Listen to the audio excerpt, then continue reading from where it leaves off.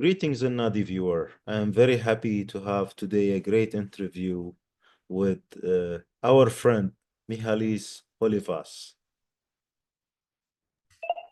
Thank you for having me. Very happy to be here, Fadil.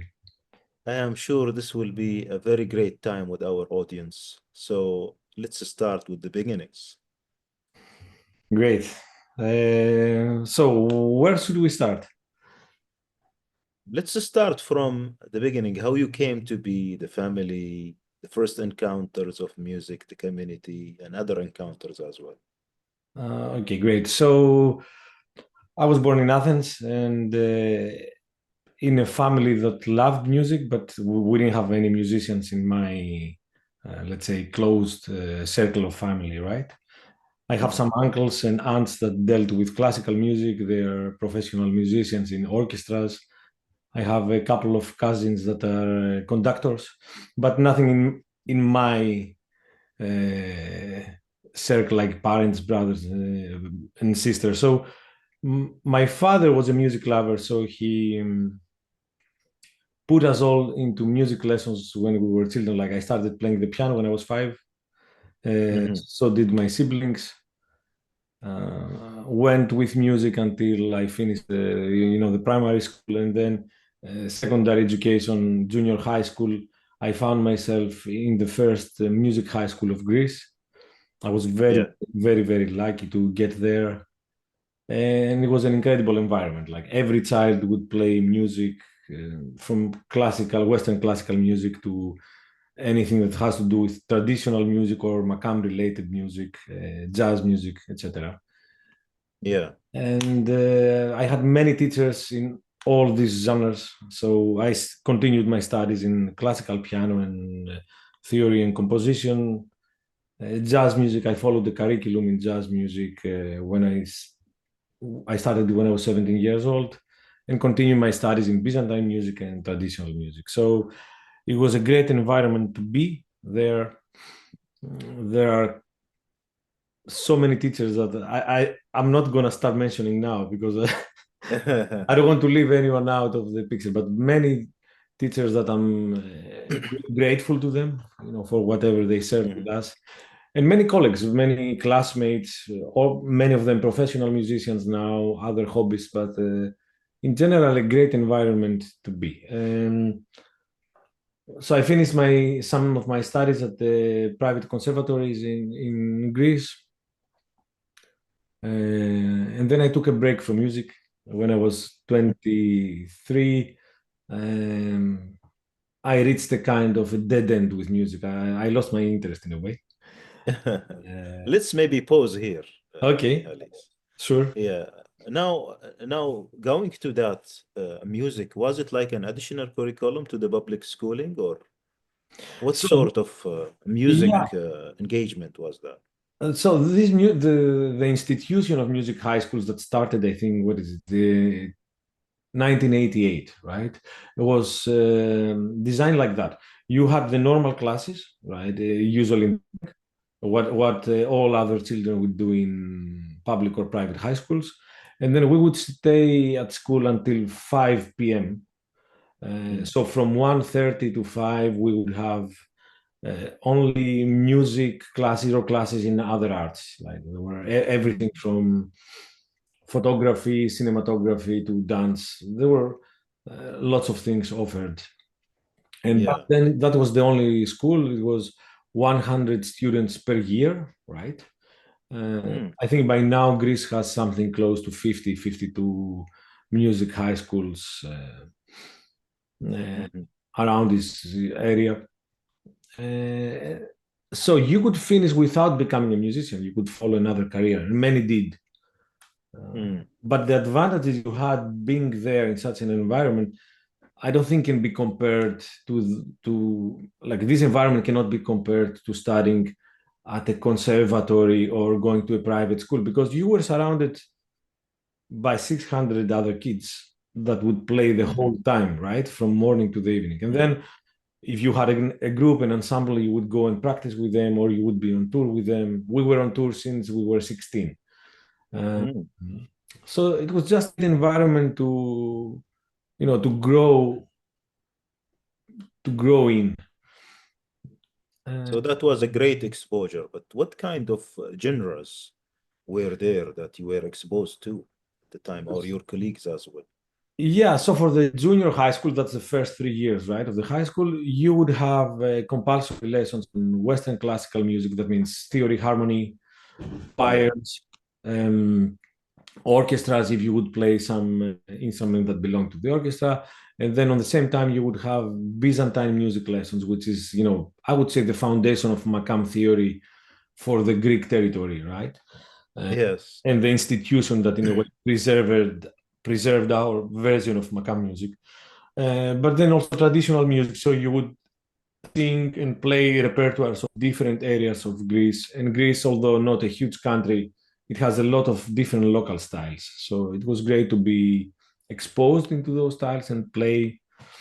Uh, and you had two compulsory instruments. You would learn the piano as the representative of Western music, and then you would play what we call taburas, a similar instrument to what you would know as the saz, right, or the balama, Hmm. uh, as the reference instrument for traditional music. Plus, then you have the option to choose for more instruments. So that's when I shifted from playing kanun and santur the first years to picking up the yaili tambur when I was 15 years old. And then on the three last years, you would develop, you would specialize. So you would take either Western classical music or non-Western classical music, um, Hmm. and specialize on your instrument and on that discipline. And what were your preferences at the time? Like, what were you mostly magnified to? That's a good question. Right now, I think where I work in conservatories, there is this tendency to fragment everything and take hardcore specializations. But there things were a bit more flexible. Like I was on the traditional music sector, right? Doing like having more hours for playing el tambur, doing traditional music, blah blah blah. But on the same time, I was studying jazz piano. So and outside of the school, right? My curriculum started there when I was 17, and nobody saw these different genres as confronting. At least the students, I can say about the students, like we were all music lovers. Everybody was attracted by music. Nobody was there, or most of the people, I guess, were not there. Were not forced to be there, right? Okay. And I think specializing and going into only one direction um, was not then the main thing. It was Uh-huh. get exposed to music, see what you like. We had great coaches, great music teachers. Like I really can't say how thankful I am for that period because having been Yeah. working in education from then until now, I see how difficult it is to just facilitate an environment instead of focusing, in results or in diplomas on getting the diploma, etc. We didn't get any diploma, by the way, graduating from this Mm. school. We just graduated um, as we would have finished a normal, different public school. Oh, So there was not much pressure on makes sense. on So hunting for titles and stuff. it was playful time. Exactly. That's probably the best way to put it. Yeah. Yeah, yeah. And if we zoom in into age 13, Yeah. that was maybe you told me it is mostly an interest of traditional music. When I was And 13, you mean? yeah, yeah. No, I had no exposure to traditional music by then. I was playing the classical piano. Mm. Uh, and, I found myself in this music high school by, choice of my parents and by coincidence because the music high school was very close to our house. Uh-huh. So I go to that school and, maybe I was feeling a bit special before going there because I was the one playing music in the primary school, and suddenly you find yourself in a place where everybody plays music and people play better than you or play different than you, but everybody was playing. Uh-huh. So it was then when I started finding out about traditional music and Byzantine music. It was my first Mm, encounter with non-European music. Apart from some tapes mm. my parents would play home, with folk, neo-folk songs, etc. But yeah, I had never played or carefully listened to traditional music before that age. Yeah. You mentioned the Santur and Yaili Tambur. Just a little bit about this Yeah. time. So when I started in the music high school, it was the first time listening to different instruments, right, and finding out about other instruments. So started playing the Mm. tamburas, the instrument that is close to, like, similar to the saz. And from Yeah. there on, I don't know how I found out about the santur, and I very quickly pick up the santur with lessons with a great player back then, Tassos Giacogiorgis. He's not with us anymore. Um, and that the next year, when I was on the second year of the high school, a great canon player came at school, Agnes Agopian, and somehow I found myself playing the canon. And then she left, I think, to have a career in Istanbul. So on the third grade of the high school, one of my santur strings broke, and I went to my maker to replace it. And then he said, Yes. you have to listen to something. I'm not telling you what it is, just listen to it." And he put a tape, a cassette, Mm. to play a recording from some musician. And that was the first time I listened to the Yaili Tambur. I Hmm. didn't know how it looks. I just heard the sound and I was really captivated. Beautiful Mm. sound, continuous sound, something that I didn't have on the Yali Tambur or Santur. Oh, sorry, on the Santur or the Kanun. And then he told me that's a Greek musician who went to Istanbul and brought this instrument back. His name is Christos Tiamoulis, another great musician we have. And that was my first encounter with the Yali Tambur. Since then, I shifted slowly to Yali Tambur, and year by year, I was playing less and less of the other instruments, and Yali Tambur became my main thing. And next to that, then the ney started coming to my attention, and I started practicing, etc. Okay, now how come all this exposure will bring you to an end? And a dead end, as you have said. I don't think Yeah. it was. Well, no, I think, my interest with music and with other disciplines goes in circles. And as I said before, we were lucky on the one hand to tour since an early age. Um, Mhm. but then also the scene that was developing in Greece was what we would call, I don't know, neo folk music, right? So it was a blend of new compositions, simple harmony, with people adding more and more traditional instruments in that. It was great to have job, to be financially independent, but musically I think I found myself in a dead end, and I didn't know probably how to deal with it emotionally. I didn't know what my problem was probably. And then I was getting also more curious about other stuff. So during a tour with a theatrical performance, I started getting interested in physics, and then I just stopped music completely and started studying natural sciences. That's like physics, biology, and chemistry. So I took a break Yeah. from music for about 6 years, 6.5 years. Wow. Yeah, Now, scientist hat. yeah, and probably with a mindset that I would never get back to music. To be honest, I thought Mm. it's okay, maybe for a hobby to play from time to time, but I didn't have any. I would listen to a lot of music, but I was not picking up any instrument. I gave some of my instruments to friends and stuff. Wow. Yeah, and finished my bachelor on natural sciences, and then started master studies on theoretical physics. So And it was a deep interest into physics then, yeah, not like a passing.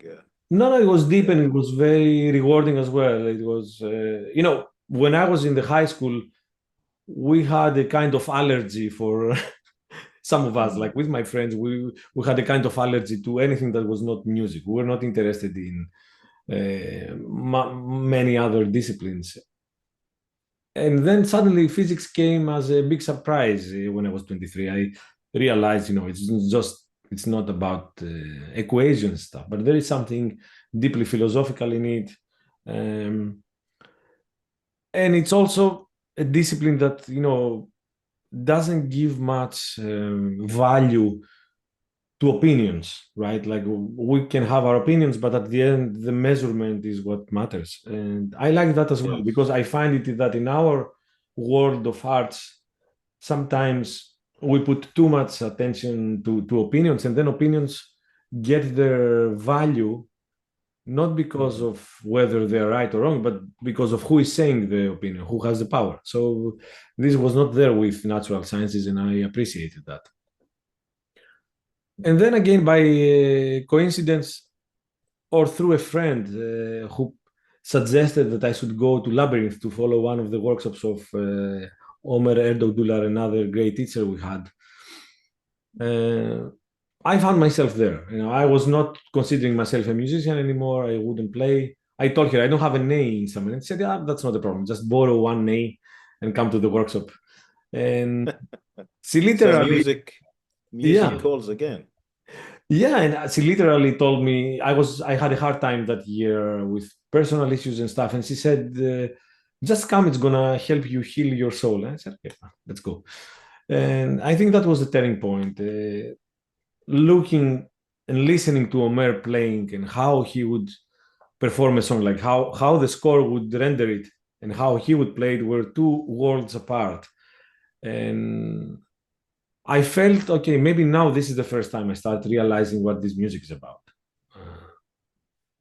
And it gave me the necessary energy and boost to start engaging with music.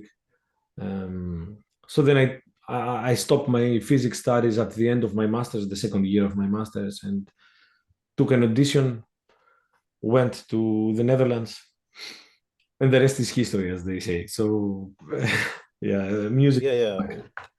So what were you attempting in your master's degree? Theoretical Um, physics thesis, or do you reach to like subject or not in the eh, time you? for the theoretical physics master, you mean? Yeah, yeah. The subject of my master was quantum optics. It's what Okay. back then it was getting some attention. Now there are a couple of Nobel prizes that have been given to that discipline. Everything we deal with from quantum computers to quantum cryptography, etc. But the master was theoretical. I chose not to take a practical direction, just Yeah. Mm. work on different fields of of theoretical physics, and it was quite hard for my standard because I think I was coming with a poor toolbox for Mm. that specific master. So at the end, I think music took away the burden from me, to finish It that. calls again, yeah. Yeah, Now, now it's clear to me that the great exposure and being overwhelmed by all those kind of music genres cooled down for a good time, 6 years. yeah. Then you came back to it. Was that making a difference? Coming back to music with like a very fresh eye, Yeah, it had some good and some bad, or maybe ear. and some bad things coming with it. So, for instance, um, my technique was obviously on a lower level. I had to pick up. So the year I attended this workshop of Omer in the summer of 2006, and I started my master in September of 2007. So I had about a year, maybe 15 months to 14 months to pick up on my technique, to warm up my head and my heart for music, to rebuild my Yeah. score reading. Everything from improvisation to just technical stuff had to be rebuilt in a way. But on the other hand, I felt much more stable, uh, or much more grounded as a person going back to music. It felt like my focus has shifted more to music and music making rather than questions that have to do with ourselves, like, am I good enough, or how am I going to get this job, or comparing what is he or she doing, and blah blah. And gradually it didn't happen in one day, but that was the one part. And the other part was that physics had given me the tools to go a bit more. analytically into music, to be able to fragment different things, practice them one at a time, think about different phenomena one at a time, and then come back and resynthesize everything, and not deal with it as one big mountain of information that you don't know how to go about. Yeah. That Excellent. that's Excellent. that's I think the main change. Yeah. Now, how come this auditions came into picture Yeah. and So Codarts? going out of physics and going out of this workshop with Omer in the summer, I felt okay. This is the moment. I I need to re-engage with music. I need it for myself, and I found a bit. Mhm. I started searching for possibilities in Greece, and I thought this wouldn't be a wise move to stay there because what I left back in 2000 or 1999 was still there. Like the main thing was still neo folk music, and I was not interested in that. I was like, Omer Yeah. really boosted my passion for Makam music, classical Makam music, or in folk as well, but not in a neo folkish environment, not for entertainment in that sense. Uh, so I started searching around. The only thing I found that was close to what I wanted to do was the conservatory in Rotterdam, Codarts, where I'm working now. Back then, the department had only Bağlama lessons and the percussion and voice. It was focused on Turkish folk music, what they call Anatolian music, right? So different styles from different regions of Turkey, but Yeah. not the classical makam. But I thought, maybe I can go there and squeeze myself a bit, and that's what I did. And it worked partially, and I would say, it also helped pushing the department to open up gradually. And it did. I was the first on that department that dealt with that music. Then more people followed. Um, I went for the audition in 2007, Mhm. followed the program for 2 years, the master program. I finished my master's and then already started teaching Makam theory lessons from the second year of my master. And slowly, slowly, we had what you would call critical mass, like more people joined and asked for changes. So in 2011, I invited Kutsi. I was by that time the head of the department, so I invited Kutsi, and we started the Ottoman music department back then. Right now, it's called Makam Music Department, Yeah. and we gradually built the master program and then the bachelor program, and slowly, slowly, this is opening even more of that. So from, let's say, music of the Ottoman period or music of the Ottoman court to open to more classical Makam directions.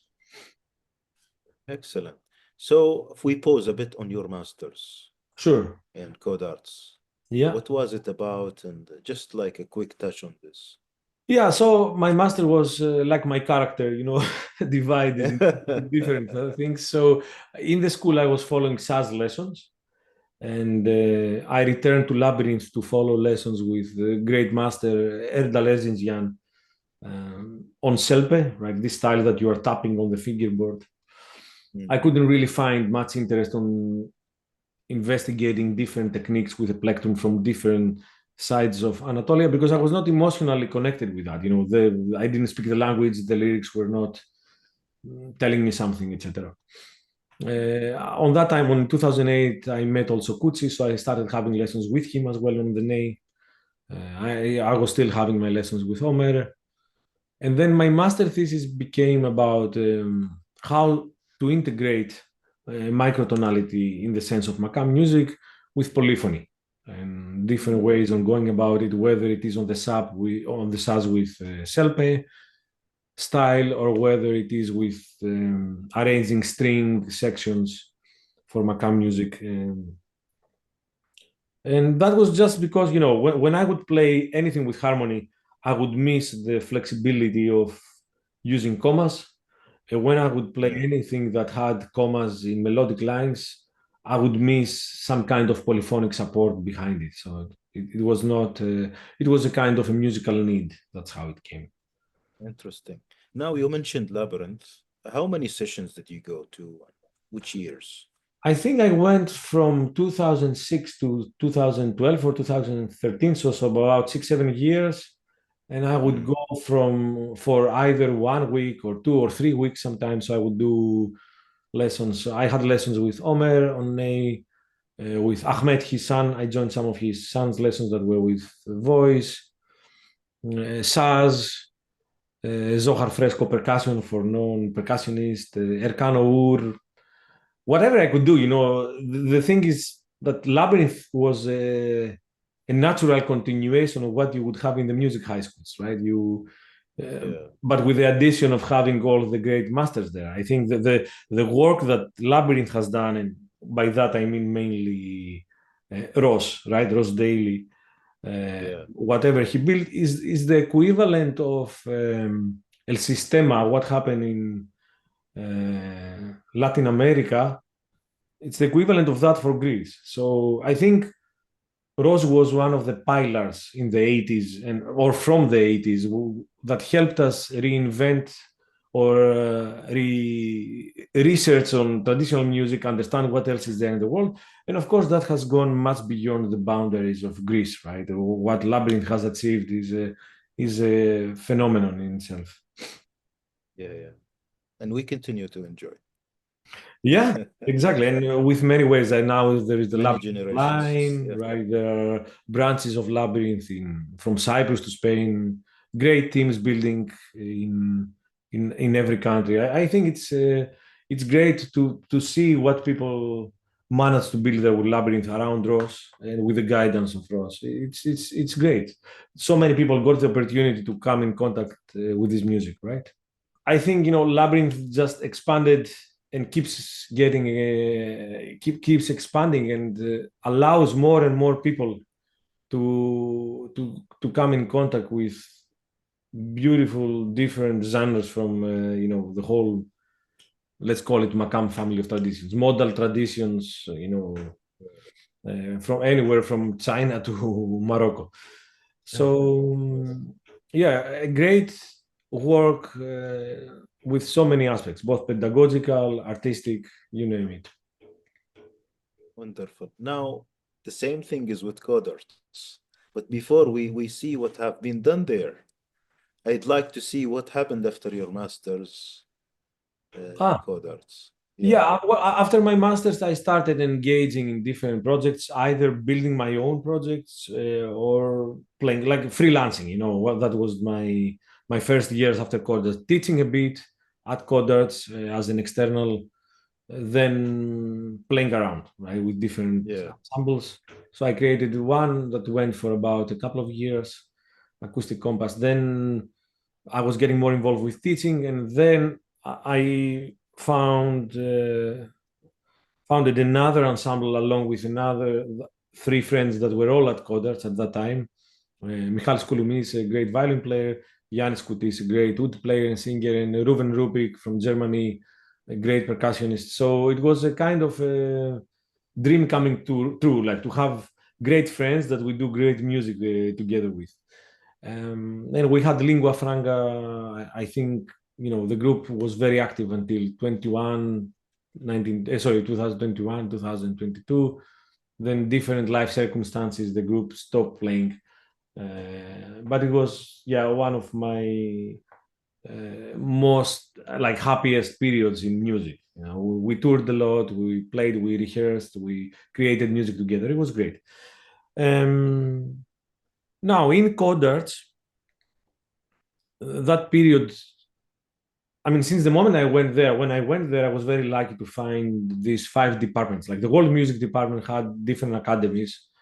So you have the Academy of Turkish Music, you had the Academy of North Indian classical music with huge names like Hariprasad Chaurasia and Dhruba Ghosh, like legends of Indian music.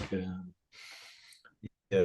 Same was for flamenco music. We had Paco Peña, and for tango music, Gustavo Beitelman. Uh, One day you could just enter at this conservatory and have these five great maestros coming together in Mm, one day. And then lots wow. of guest musicians, right? I think we had for our department, we had everybody from Erkan Oğur coming from Turkey, uh, to Deria Turkan from Greece. Socrates came, Socrates Sinopoulos, Haris Lambrakis, Martha Mavroidi. Lots of people from different, let's say, corners of the Makam universe. Yeah.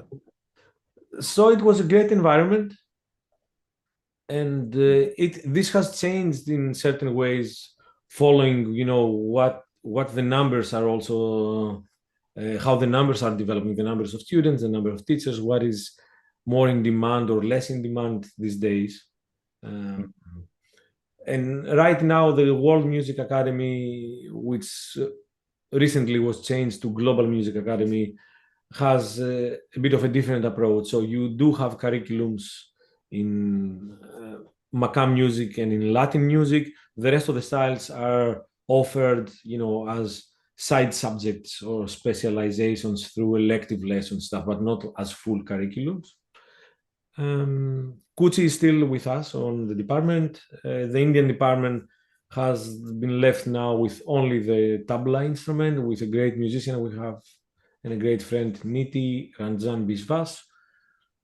Tango department is offering the master program yet, and I think there's a question mark for the flamenco department. The flamenco department is not as big as it was in the past. Yeah. Um, but when I went there, I thought, it would be again a kind of a continuation of what happened in the music high school or what you would find in Labyrinth. Yeah. The truth is that, the more academic those programs become, Mm. the more difficult it is to maintain creativity and to avoid institutionalization, right? Mm. Because with the curriculum, with the diploma, there come demands, right, and there Mm. come credit points, etc. Uh, Yeah.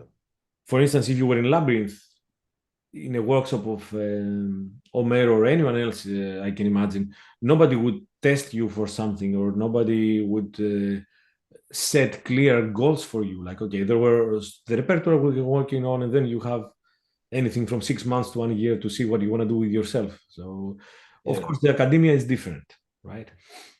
Yeah. But I think you did some balance in there because it seems to be a practical sort of community, even though there is the academia there. Yeah, But somehow you balanced it in a way, right?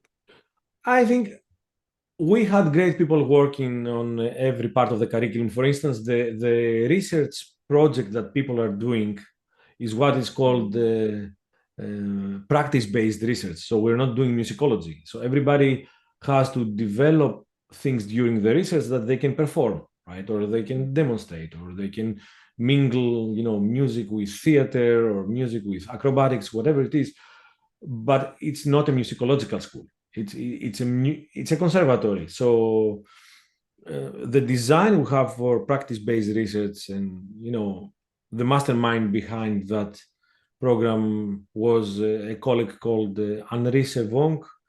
She did a great job, like being the head of this program for 20 years, and she kept pushing and pushing and pushing, and then including more people, and people that think together come every month to see Yeah. how the direction should change. So if you give time to a group of people working on something, they will come up with something. So I think the master program especially allows you this freedom and pushes for more practice-based specialization, which is something that I personally appreciate a lot. Um, Yeah. And and there is an impact. There is a visible impact for code arts, actually. We have I seen yeah, some fruit here and there. Yeah. I think so as well, and I think I'm actually very happy to see how satellites were created. Like people living coders creating something here, something there. The same way that Labyrinth created satellites in other places, right? You see, Labyrinth in Spain was mainly organized by Christos Barbas, who was a child of Labyrinth. In Cyprus as well, Yannis Koutis and Christina Polikarpou, that were also children of this culture, took over. And it makes sense. You have to build the next steps. For me, this is what tradition means. Like, you just traded everything you got from the previous, you pass it on to the next one, right? And that's how it should work. And I think in certain ways it happened at Codarts as well. Interesting. Interesting. Now, not to forget about your PhD. Okay, yeah. So, yeah, the PhD came again as a need to revisit some issues, some questions. Let's say I had in mind, right? Mhm. Um, and by the moment I started the PhD, it had started becoming possible to work on PhDs not again only through the side of musicology, but also music practice. And Yeah, I entered the PhD with an idea of working on the notes that are gravitated like Segya or Revits, and see what is the role of these notes in creating the music, the movement of music. And very quickly I shifted to what is the rhythm, the role of rhythm, or how you could use rhythm to render elements that are considered non-metric or arrhythmical, like on free taksim. We usually talk about taksim in terms of melodic movement, and, yeah, and most of the attention goes to the spatial movement, like go from here to there. But I started finding things and getting very interested on what is the rhythm, the role of rhythm, or how rhythm can help you get from one place to another. And that was the first, for me, the most important part of the PhD. Then slowly, the part of visualizations came into existence. So trying to find ways to explain what I was seeing to other people, not by text, but to make it more yeah, attractive and to have people engaging easier with what I was doing. I came to the visualizations, and I have to say this is not a system I invented. It came from Indian music, right? From the first people who did it were a university from Bombay, collaborating with a university in the Netherlands, with Amsterdam, and it was used in our department as well. And then I just tweaked it to bring it to the needs of to my needs, or what I consider to be the needs for Makam music. yeah. And apparently, this has become the more interesting part for most people, like through Makampedia, on YouTube, Yeah, etc. People are engaging with music, which makes me very happy, because if this can play a role into bringing more people um, to those music styles, I consider this a success. So, and I'm happy, that we can bridge the gap. excellent. This Makampedia needs an interview by its own, actually. Really. And it's Okay. something that really is adored and so interesting. And I think there are a lot of things that can come out still from Well, Makampedia. we can do it. Maybe we can hook up with with a number of people that are working, on research on Macam, to Yeah, see what is currently happening. I think more and more people are coming out with ideas on modal music, and it doesn't have to be Macam. Like we were talking, I think, together for the work of Negar, which I appreciate a lot. yeah, But not only Negar, but many people from Turkey, from Greece, from Iran, from the Arab countries. There are so many people that have these Arab friends in Europe, Ahmad yeah, Al Khatib, Feras, Sarstana, etc.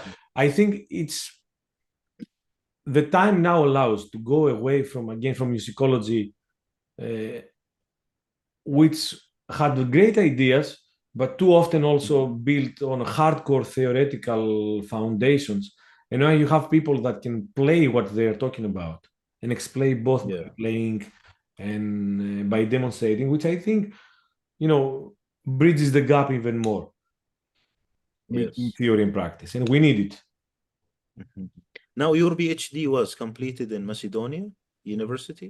It was in the University of Macedonia in Thessaloniki, yes, but my supervisors were from three different universities. So it was from University of Durham, Erasmus University, that's in Rotterdam, the School of Social Studies, and then Macedonia University. My supervisor was Socrates Sinopoulos, Mhm. and I guess most of the people in the audience will know as a great kemençe player. Uh, Yeah, but he also supervised my PhD. And yeah, it was all hosted in Macedonia. but the people who were in my committee were very helpful from these other universities. Yeah. Yeah, that's the story of it, I And think. and before we go to a break, actually, I'd like to shed some light about Makampedia. What did it tell us? Like, if we go quickly on, what things did Makampedia tell us, this experience?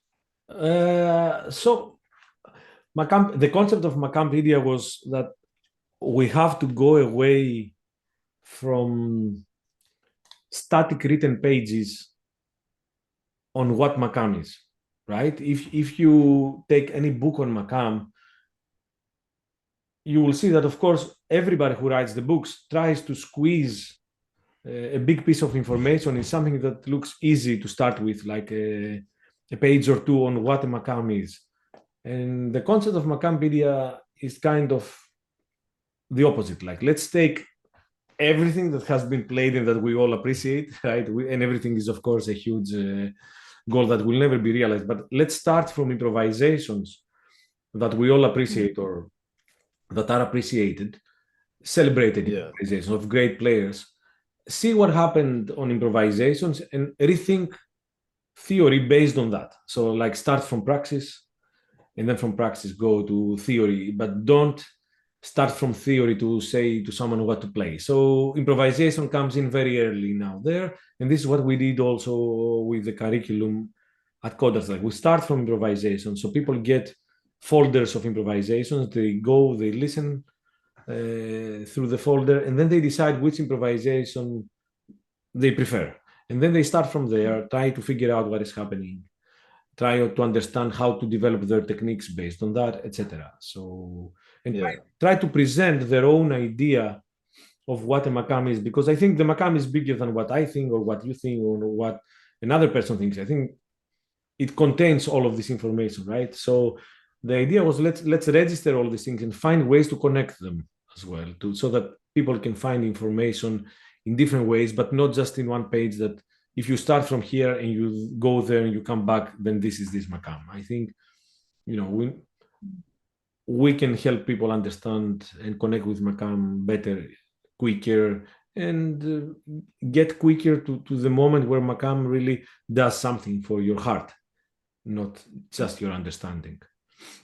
yeah. So, like a physicist looking at nature, coming up with the theory that we can experiment and it can help us predict things, maybe Or do some technology out of it.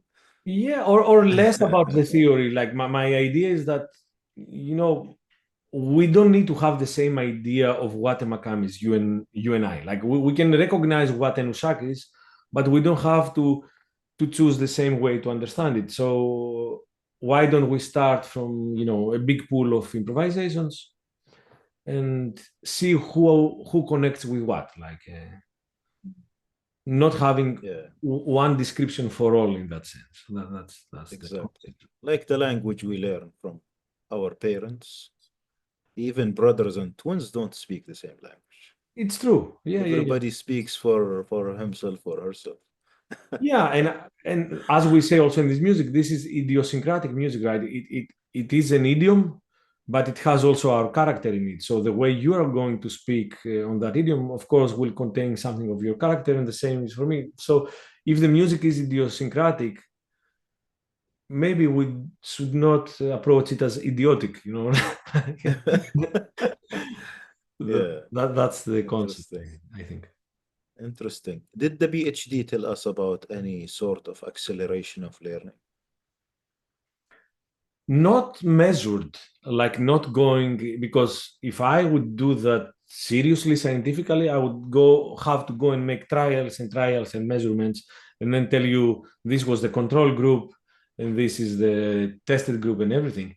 But my experience, okay, first of all, about myself, I had an acceleration of understanding things about this music in 2 months as I didn't have in 12 years. Uh, Yeah, and this is used now in our school. So my two test groups is the students at school and the users at yeah, Makampedia. I don't have the numbers to speak to you, scientifically about this, but my experience tells me that people find lots of information through the videos, right? Mm. They connect, they understand visually elements about the micro movement, like the character of this music, which is not on where this per day should be played, like where is this comma, but how do we go from one note to another? And this is a matter of movement that I think the melodic contours render much nicer than what you would understand from a text. So in that sense, I think it's helping. I think the written part of the PhD, the balance of the visualization with the written part is probably night and day. Yeah, Like, yeah. um, I remember someone told me before submitting my PhD when I was hiring and I was stressed, like, "Oh, everything has to be perfect and blah, blah, blah." And someone told me, "Don't worry about the PhD. You know who's going to read your PhD?" And I said, "Who?" And said, "You." Like, nobody else is going to read it. So Yeah. I hope it's not true. I know a few people who read it, but in general, No, no, I'm reading it actually. I okay. looked into it, but it is in my priority to go through. Yeah, Yeah, but the text is going down anyway. Like less and less people read less and less. We know that. yeah, yeah. So I expect that. I think some of the concepts can be very well explained visually. I also think that you need time to understand concepts, and I myself find it enjoyable to go back and reread and reread something that I don't understand. But I don't think this is the main course if we're talking about the generations that are Mhm. coming, right? I think everything is about speed. So Mm. in that sense, I hope that the videos can at least attract the attention of someone, not to full explain something, but to at least plant some seeds there for people to get interested. So it won't replace the teacher, What? but it will add value. It's not replacing the teacher or the mesh system. No, I hope not, and I hope not because I think information is one thing and experience is another thing. So we can, if it was only about transferring information, we can do it in several ways. And until we find a way to be like Matrix, that you put a diskette and then everything is carried in a nanosecond. And I don't know if that's a nice thing to think for the future or not, a dystopic future probably. But I think the experience of being with people, playing together, understanding, uh, cannot be replaced, whether that is a teacher or a group. And personally, for me, I enjoy music as a social um, process. I never saw myself as a soloist. I cannot Yeah. connect with the feeling of being a soloist in the stage because I'm thinking, what am I doing here without my friends? Like so. So I don't think there is anything that can replace that, at least for people like me. Interesting. Yeah. This is a really great discussion, but we need to have a break with some music that you can choose for us and tell us why you chose Sure. Okay. it.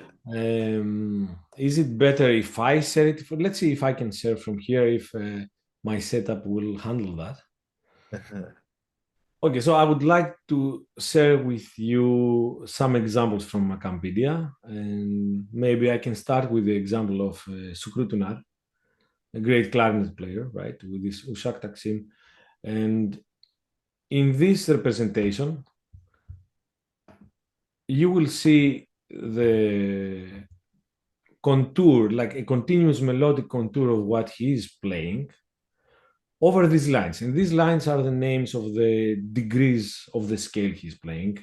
And the distances between the lines are different because this follows the system, the Turkey system for dividing the scale. So between two red lines, Duya and Muhayer, which is the basic octave of the scale of this makam, right? You have 8 lines. So first degree, second, third, fourth, fifth, sixth, and so on. So the idea was let's render what he's playing with this melodic contour and see where it falls on the degrees, like what we know as Segya. Is it really where theory says? Is it static? Is it moving? And then we have the possibility of seeing, everything from his small vibratos here to how he makes a trill and everything. So let's just have a listen. I'm gonna go back.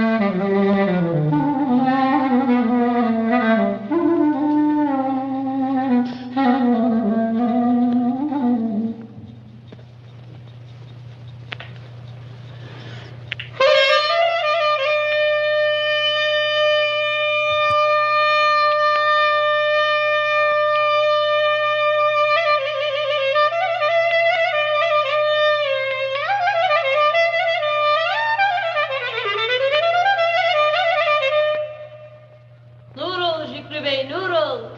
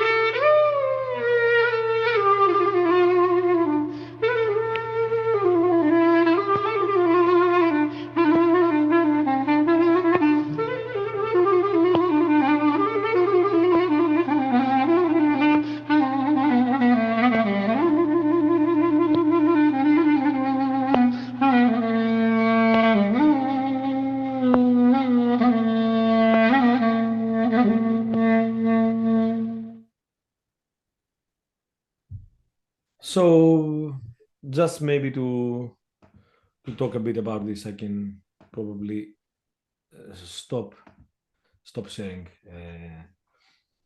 Beautiful. Yeah, that was the first time. Let me see. Okay, stop. Okay, cool. Mm. The first time that I managed to make the map, right, of this, the Makam map, like where all of these Yeah. degrees are sitting, and to put the notes behind it, because in the beginning I was trying to project this contour over staff notation, like the pentagram, and of course it was Hmm. not working because in the pentagram you don't have the actual distances of the notes. You had to just squeeze your curve and more or less see what is happening. And this gave us the possibility, to see things like, is this note played there? Is it moving? Is it steady? When does it move? Right? And then start thinking, why does it move, etc. Um, and then more videos followed with combining the score with that. So I can move to another video or discuss about this if you have anything that you could consider interesting. This is very interesting, actually, because nowadays musicians, when they go and maybe look at a master's piece of work, Jamil Bey, for example, uh, there are the techniques of pitch control, speed. Maybe they study a certain ornament or a certain expression, or maybe they can imagine the fingers, the bow, whatever the instrument, let's say. With this, we are adding several other dimensions. We can for sure see even the ornament in front of us, which name of a note are we hitting? The muhayyar or maybe even the comma thing. Yeah, Too many things are visible now. yeah, exactly. And I think that when you're thinking of the score as the reference of this music, this has been a very new thing, right? It's what is it, about 100 years, a bit less. Uh, Yeah. and I think that the score was made for other purposes, and it works for some of these purposes. Like if you want to vertically write, like lots of instruments, etc., and it's a very economic system, right? To write everything in 5 lines. Uh, Mm. but when you want to zoom in and see all these idiosyncratic elements, like how that drill is played here, right, from that person, and maybe this drill will be played a bit different somewhere else, and you want to learn from it. What you would do next to a teacher if you had the luxury to be next to a teacher for 15 years, you do this organically. Yeah. Like the teacher plays, you are Yes. copying, and then your mind starts making these connections, and we cannot um, take the this role, right? Like this will never be achieved through the image. But the question is, if you don't have the teacher there anymore, can you learn something from the teacher? And Mm. that's the name of an article we also wrote with another two colleagues that is called The Absent Teacher. Like, how do you learn what the teachers left there without them being there to explain to you? Like, with maybe a bit of a more proactive questioning of what is happening there, or if you have this, what we would call genuine curiosity, like, can you find things? Mm. And I think that the score hinders this whole process because the score is static. And when you learn how to read the score and when you play with the score, your mind tends to think that what you see is what you play, right? Mhm. And that was the title of another article, a famous article in our area, which is called "What You Hear Is Not What You See," or "What You See Is Not What You Hear," right? And this is the problem of the score. So I think that if you find alternative ways to render what is happening there and engage with that, it might speed up the understanding of music. So you quicker go out of the idea that I have to move from this note to that note, but you start understanding that the ways of going from one note to another are probably more important. And then you start understanding which these ways are, right? And then you see how that player does something and how the other player does something. So if the visual sense can help the auditory part as well, I think this is a plus. Um, Excellent. Yeah. Even the structure, the Chechens or Jins, yeah, the structure, like comparing even the same musician, what he does from one taksim to another or one piece to another, as well as the form, the structure. Too exactly. many dimensions, E- actually, Exactly. that are introduced here. And in this representation we saw now, right, graphic representation, I wouldn't say it's the most useful to see structure because you would have to move right and left. And maybe I can show you something else I used to deal with this problem. But before that, I want to say that the score. Some people would argue that well, you have all the possibilities of adding more and more things in the score. But my approach is that the more things you add to the score, the more difficult the score becomes to reading. And I think the goal should be to make it easier. And on that thought as well, well, if you put everything on the score, then the score would become a contour, right? Because the Yeah. more information you put, the more like a continuous thing it would do. So why not having the contour then, which solves this problem? So let me try and show you. Uh, Yeah, and also there is an issue here, this paradox of details Details and and practicality. exactly, exactly. So let's see if this can come. Okay, maybe back. So that was. This is from a Taksim of Fahrettin Tsimenli on Yaeli Tambur, right? And I broke this into 4 parts just to make it shorter, but the whole Taksim is can be found here. So thinking about the structures, what you said before, Fadil, like in a way, what we would call the segir also, right? Like where does the Taksim start and how it develops? How does the melodic development go through the Taksim? I came up with this idea. I'm not gonna play everything, just a few seconds. So the contour as before, like when we saw Sucrus Taksim, you can see the details here, but the same contour is presented on the top, but now zoomed out. So the whole Taksim will have only maybe 2 or 3 images, right? So you can see where he starts, how he develops, kind of, the development of the Segir, while you see the details here.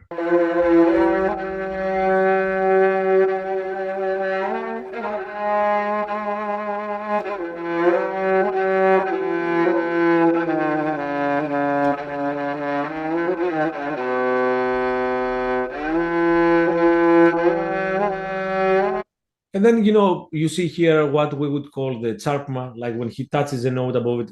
Many things are rendered, what we said before, like vibrato here, glissando here.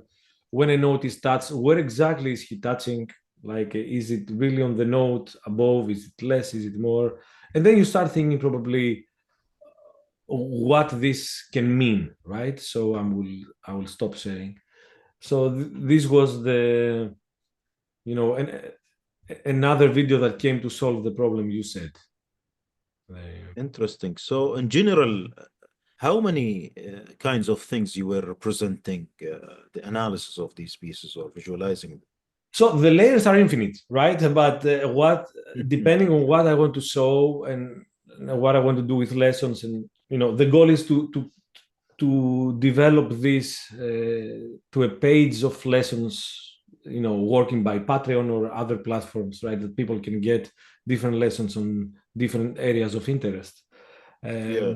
the layers, and that's the interesting thing, depending on the program you're using, you have infinite layers, and then you can present only the layer you want. So this is just the presentation. There is yet no real analysis presented there, but if anyone wants, they can proactively sit down and squeeze their heads and understand what is happening. Anybody can do it, I believe.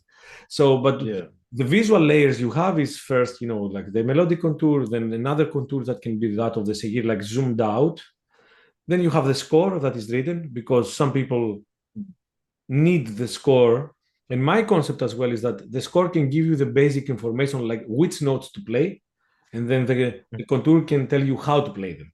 So if you just want to see which notes are played, start from the score. You want to see how to phrase them, blah, blah, blah, start looking at the contour. And then on this complementary score, there are bubbles that explain to you what is happening. So, and one color of bubbles can be, on the Segir. Another color of bubbles could be on right hand techniques. Another could be on left hand techniques. Another could be on ornamentation. Another could be on Mhm. phrasing, like what methods of phrasing have been used there, and Yeah. and so on and so forth. Maybe to show one score that is a complementary, that has both elements, like both the staff notation and the melodic contour, Sure. to see how it looks.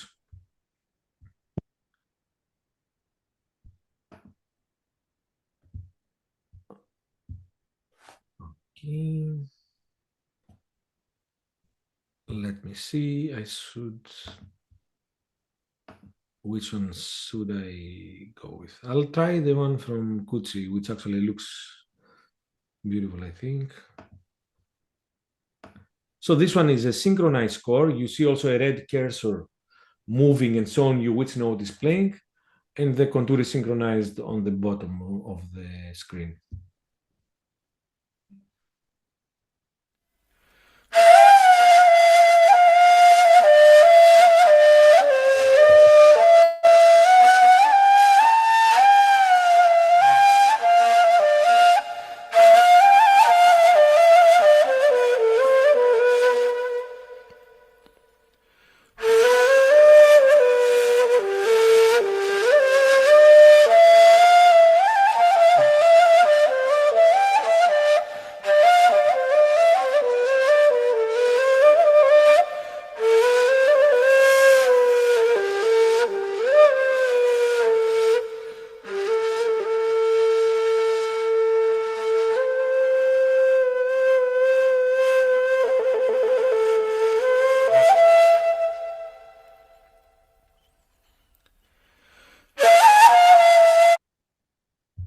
I think you get the idea, right? So this is the kind of basis of explanations. Visually, this is what presenting, and then bubbles are coming to Yeah, explain what is happening. this is beautiful.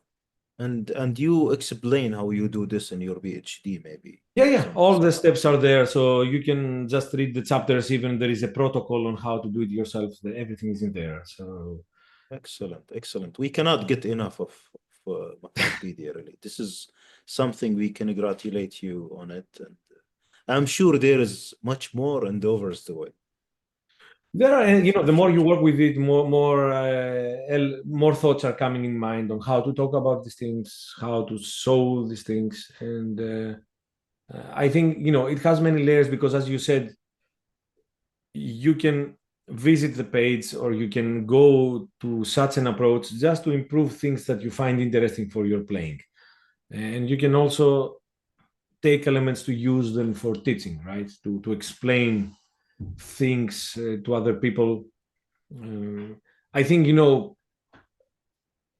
we are shifting from the mask system, right? Mm. I don't know if the system of learning music will be the same in 50 years. I doubt it will be, from what I'm seeing. And but something has to fill in the gap. I feel. I hope people will get together to learn music, but the Yeah, way we're treating our time and everything, I doubt it will be with so many hours as before. Uh, yeah, and another thing we are going to miss a lot is, the metaphorical language. I think this is also mhm, a part that is difficult to find in universities or in academia because education becomes so much goal oriented and quick, mm, and we forget the power of metaphorical language. How you use examples and metaphors that look abstract, and through an abstract argument, you can uh, transfer a picture to someone else, and then they can play something without telling them like, okay, you were 1 millimeter off the string or something like that. And this is another part that I will implement on the videos. That some of the elements, when you explain to someone how to play them, comes with a kind of an example coming from yeah, metaphorical language. So I think there is a lot of power into that, and I think this technique with the videos can at least implement that mhm. as well. Um, This is interesting. Also, for the utilization of this for learning compositions, or maybe comparing compositions, and then maybe coming up with the new ideas that could fill certain behaviors that nobody attempted to. Because this is Definitely. bringing too many dimensions that we couldn't maybe grasp through the previous tools we had. Yeah, and especially because again, the composition, now we tend to think of the composition again as something written on paper. And for instance, like I use a lot of the scores found in naizen.com, right, which has this huge archive of scores. But the problem with the students is that now they learn the compositions from the scores. They never go to Mm. listen to a composition. And of course, you go to listen to an older recording, you see that the paper and the composition, like, you can't get to the plane from the composition. Now, some of the videos in Makampedia are from compositions, and you will see that the way they are transcribed are not like how Neizen is presenting it. It's transcribed how the player is playing it. And below, you see also the melodic contour to see more details on the how. Um, so yeah, for me, Taksim and compositions are both on the same category. I mean, for this technique, for this Mhm. approach, they're both very useful, and we can use it for both compositions for different reasons, maybe, and for Taksims for other reasons, or for some of the same reasons. There are also more elements to this approach. I can show you something Yeah, that is, first of all, a recording of multiple instruments, right? It's not one instrument. It's from Lingua Franca, a video where Kuchi has played also a Taksim, to show now how the contour can render all of the instruments, but also how it renders the dynamic, how loud each instrument is playing. That was not shown in these videos. Um, please. just to see that, because what I get from students often is that, okay, but what I want to do is different. It's not exactly what you did. And I'm saying, well, you don't have to do what I did. You have to think what it is you need to do just find a way to do it. So just this would serve as an example, not as the absolute framework, right? Yeah.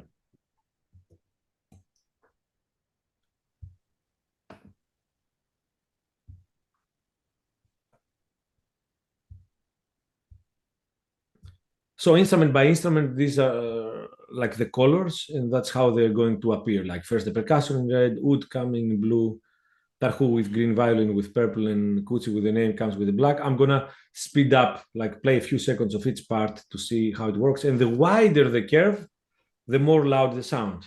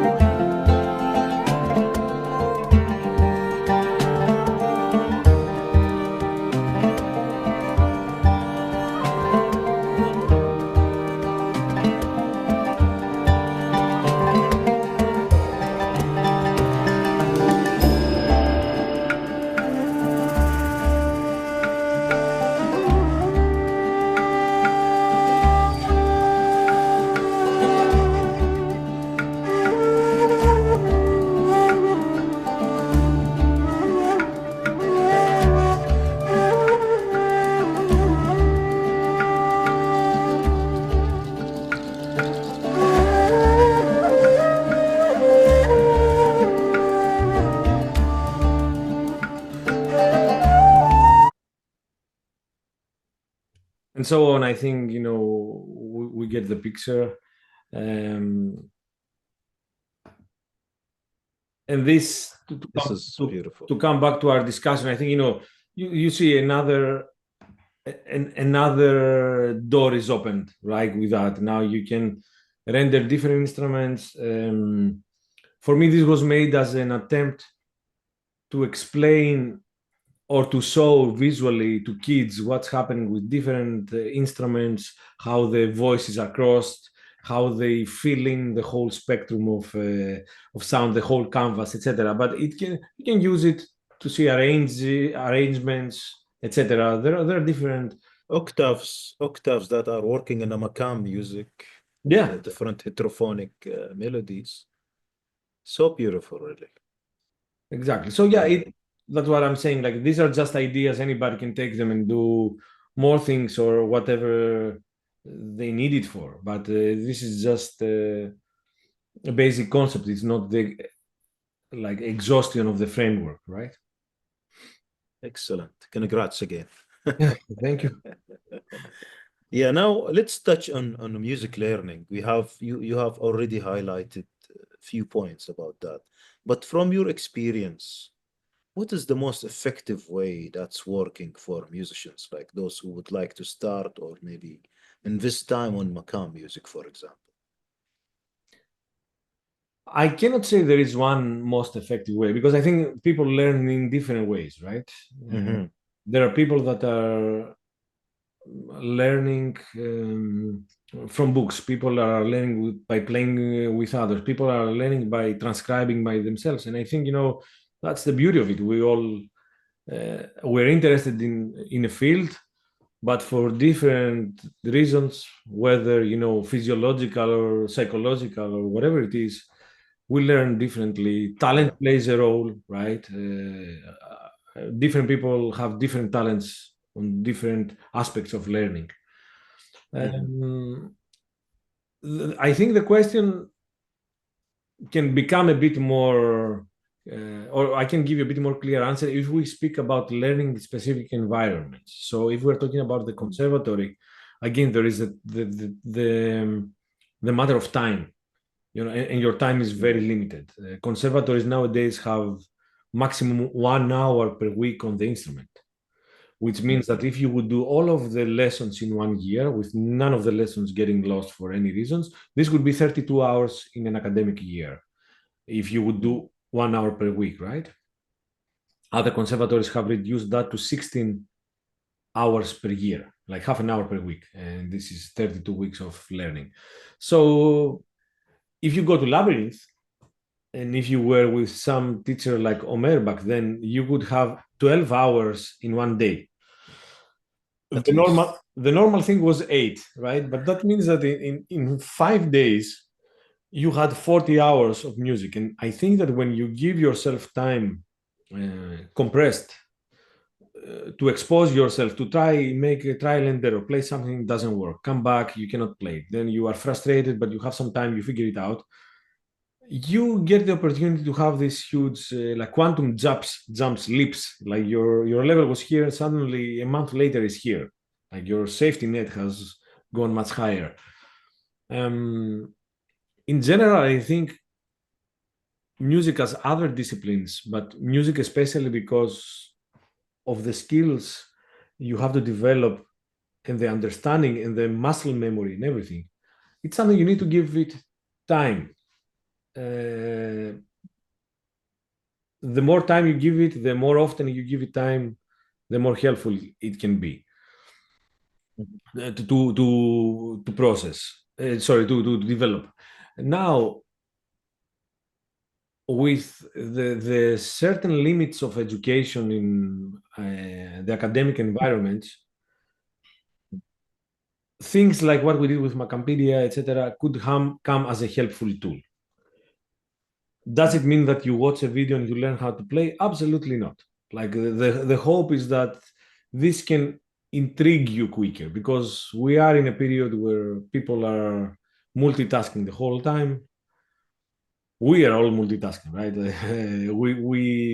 we have a million things to do. Time seems to be more and more squeezed.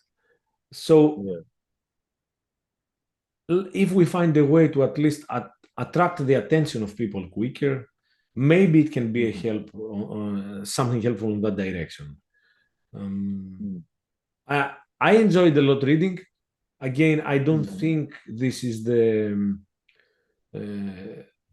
preferred way of learning as an average at the conservatory, right? Although, we are obliged, all the universities, to follow this protocol that you have credits for written theses, etc.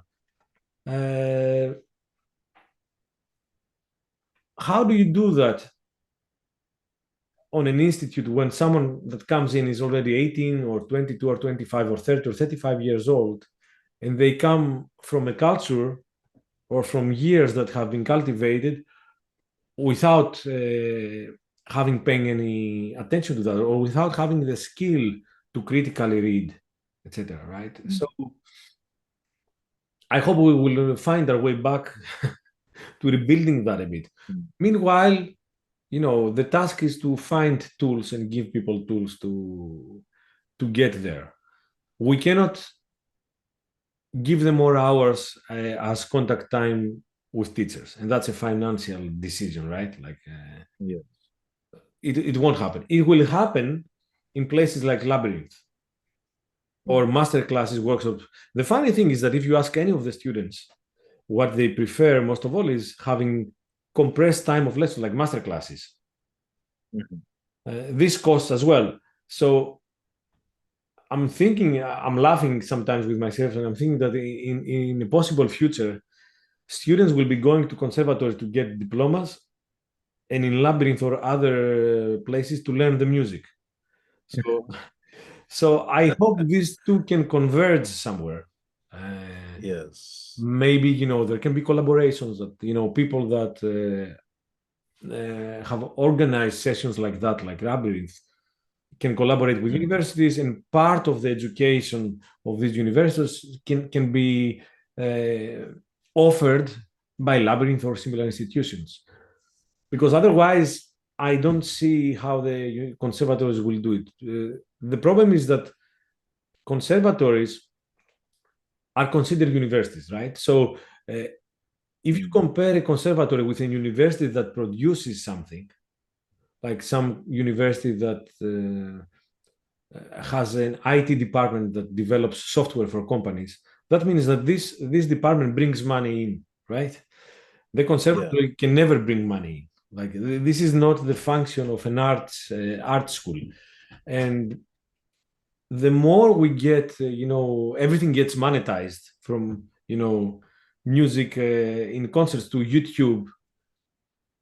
Mhm. People tend to measure the success of an arts institute by the money it's making, right? And this will be a problem for us. Yeah.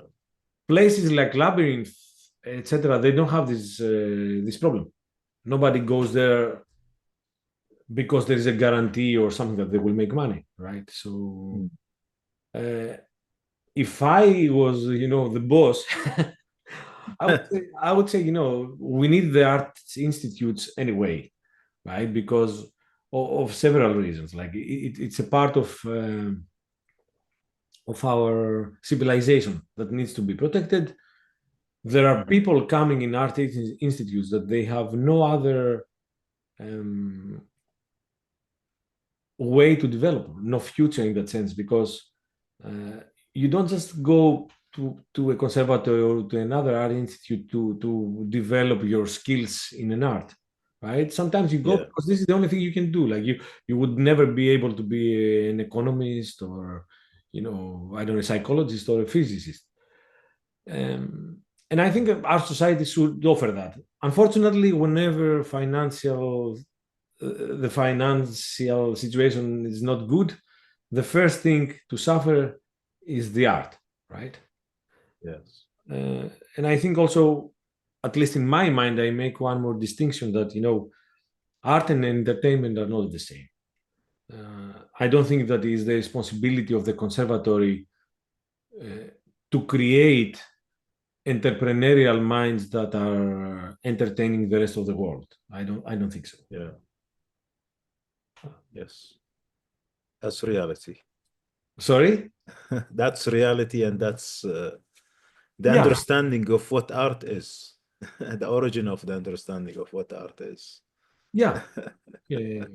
I don't know how to solve Interesting. how we'll solve that, but it's definitely a problem there for the conservatories. So in that sense, with more and more lessons being added in the conservatories that have to do with you know, the entrepreneurial part of it or the educational part of it or the, you know, the social part of it, etc., the music making and the music learning part is getting squeezed every year, Mm. right? And I think we have reached the limit.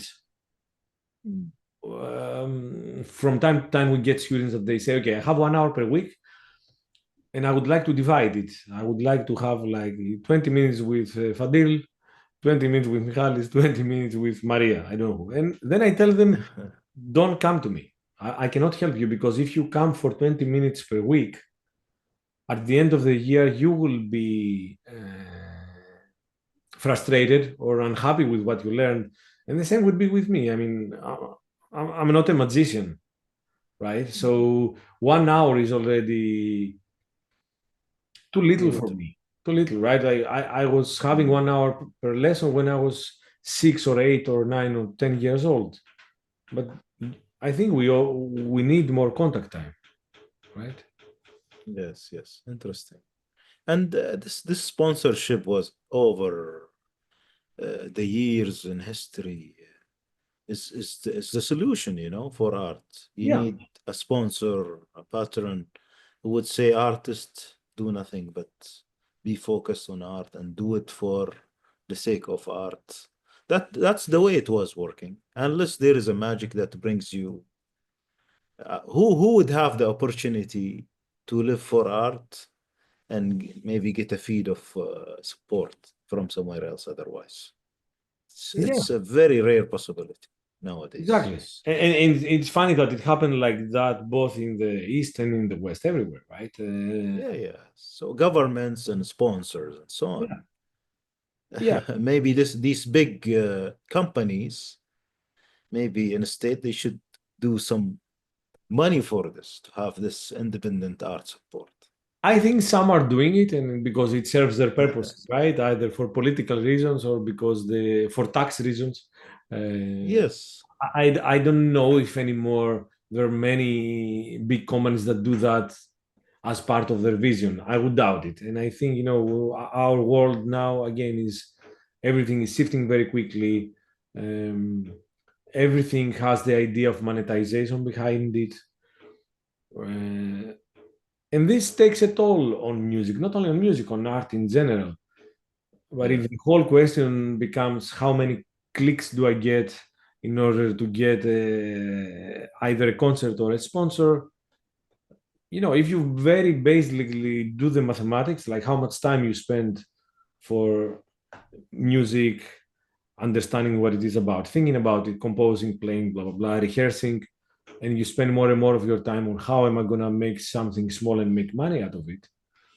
Yeah, the mathematics are not supporting the idea of developing music, right? Exactly. Exactly. Michalis, I think you asked another example. Let's listen to some of the recordings you have. Great. So again, let me see if there is anything that, again, maybe can show you something visually interesting. Uh, Mhm. Maybe a couple of examples. I'll explain why I'm playing them. Sure. And then we will move to other questions. Sure. Yeah.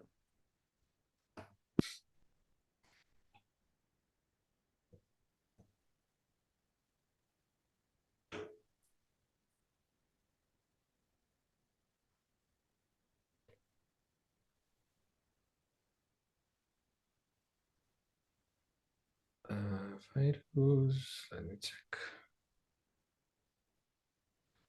Okay, maybe this one for from Fairuz that she sings an Orthodox hymn, right? And she sings both in Greek and Arabic.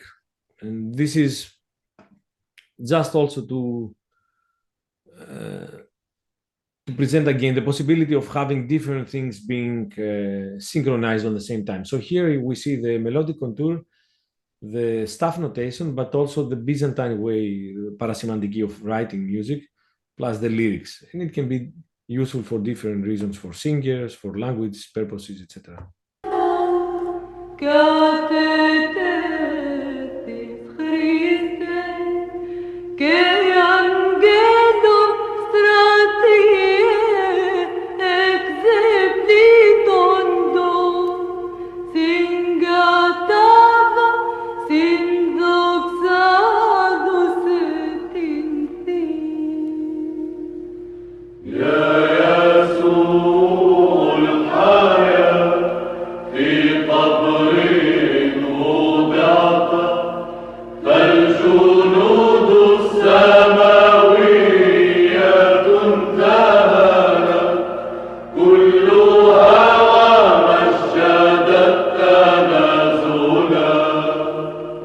Etc. It can be also useful for people who want to learn the system of parasemantiki or to see how it compares to staff notation. What else? This one. So this is an Amanes from Antonis Dalgas, and although you hear three instruments, that's guitar, accordion, and the voice, only the voice is rendered. So you can hear the whole thing together as an arrangement, but only focus on what he's doing. Let me see. It should be this one with the score.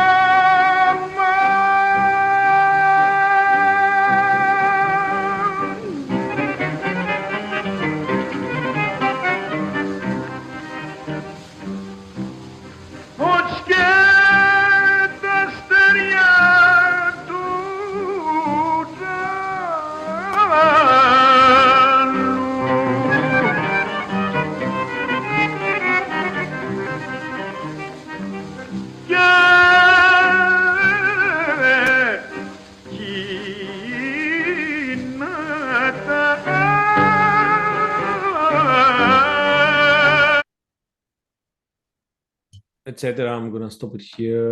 Let me see if there is anything that shows you something completely different. Okay, maybe this one to explain something for that. This is a Duduk Taksim, right? Sorry, Zurna Taksim, I mean, from Yutsuk Hassan. And the reason I made this one, let me see if I can go a bit further to show something. Okay. You see here that there are some extra lines like the blue ones. And the reason why I wrote that is, although, this is a Hijaz Taksim, sometimes you hear him playing the second degree so high or the third so low that this would be notes used by completely different makams. But it's still interesting to see how, we get the impression of Hijaz, but with him playing what we would call very soft Hijaz, right? Different intervals. And it renders very nicely here, his improvisation. And it's a beautiful improvisation as well. I'll play a bit of it. Okay, then. Okay.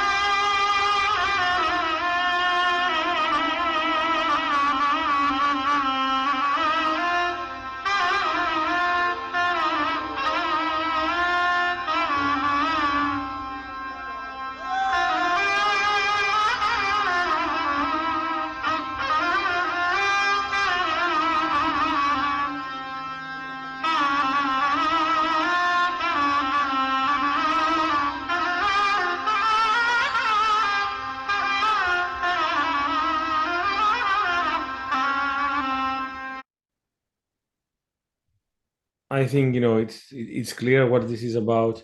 I'll stop sharing now. Coming back. Thank you very much, really. This is interesting, and we encourage our viewers to go dig more into Makampedia and maybe the PhD thesis. Let's maybe hit into few more questions. I'd like you to maybe highlight a bit about musicology theory versus practice, and the way you see it now from all this experience went through.